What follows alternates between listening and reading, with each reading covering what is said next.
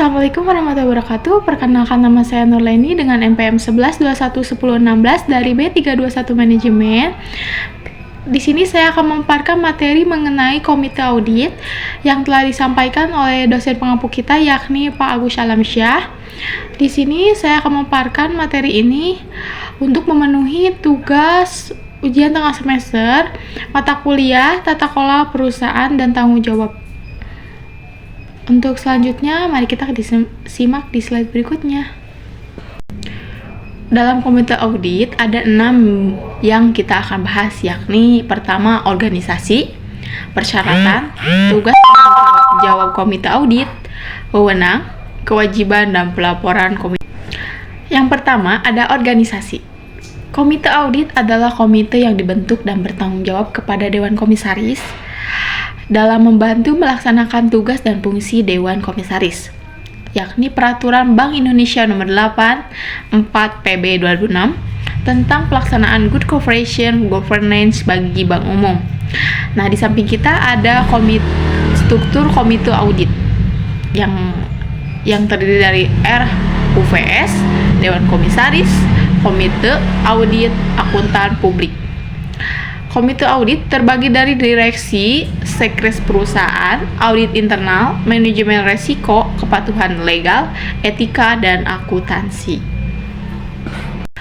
Nah, yang kedua ada persyaratan. Dalam perusahaan, komite audit minimal 3 orang yang berasal dari komisaris independen atau dari luar emiten, atau sebagai pihak yang melakukan penawaran umum, yaitu penawaran efek yang dilakukan oleh emiten untuk menjual efek kepada masyarakat berdasarkan tata cara yang diatur dalam perundang-undangan yang berlaku, atau perusahaan publik yang diketuai oleh komisaris independen dengan persyaratan umum menjadi komite audit.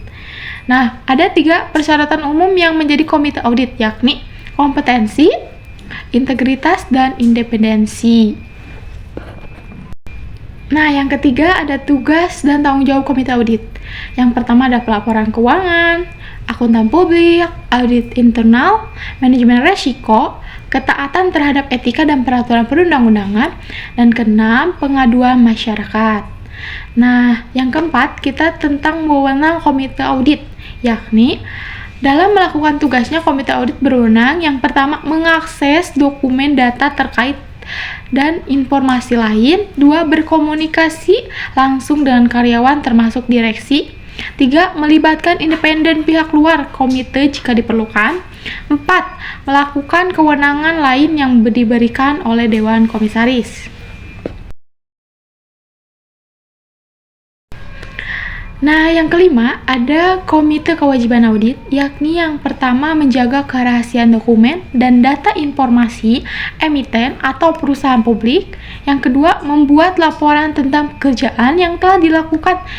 Yang ketiga, meningkatkan kompetensi secara terus-menerus melalui pendidikan dan latihan.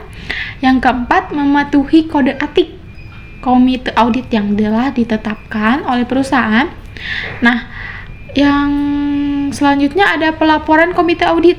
Nah, untuk pelaporan komite audit ada 2 macam, yakni pelaporan kepada Dewan Komisaris dan pelaporan kepada perusahaan publik. Nah, yang terakhir ada laporan tahunan komite audit. Ada 5. Yang pertama ada organisasi komite audit termasuk nama-nama anggota komite audit dan penjelasan tentang independensi. Nah, yang kedua ada tugas dan tanggung jawab komite yang tercantum dalam piagam komite audit. Yang ketiga rangkuman kegiatan yang dilakukan oleh komite audit selama satu pelaporan. Nah, yang keempat kesimpulan dan rekomendasi yang dihasilkan atas penelaahan yang dilakukan komite audit. Nah, yang kelima jumlah rapat yang diselenggarakan oleh komite audit selama setahun dan tingkat kehadiran masing-masing dalam komite audit. Sekian pemaparan materi tentang komite audit. Mohon maaf apabila banyak kesalahan. Wabillahi taufiq wal hidayah. Wassalamualaikum warahmatullahi wabarakatuh.